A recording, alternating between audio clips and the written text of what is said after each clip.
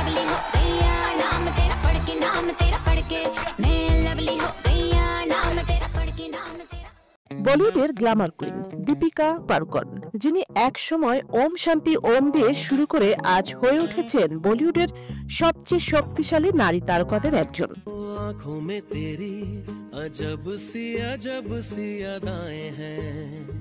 কিন্তু এবার সেই দীপিকাকেই ঘিরে শুরু হয়েছে এক নতুন বিতর্ক।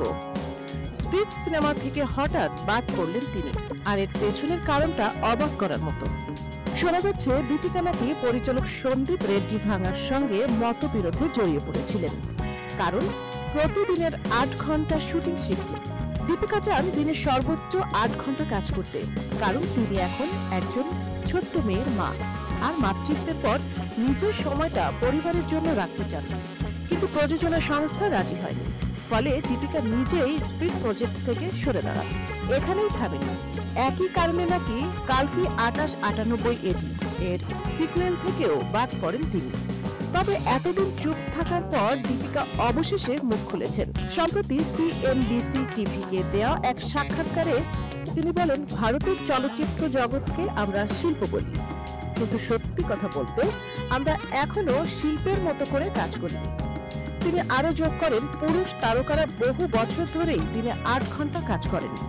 আমি যদি নারী বলে এই দাবি জেদ মনে হয় তাহলে তাই হোক, কিন্তু এটা কোনো অপরাধ নয়।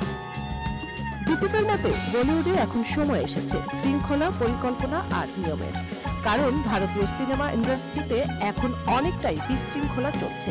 আর এই বক্তব্য যেন আগুন লেগেছে সোশ্যাল মিডিয়ায়। কেউ বলছে দীপিকা ঠিক বলেছে, আবার কেউ বলছে তারকারা নিজের সুবিধার কথা ভাবছেন।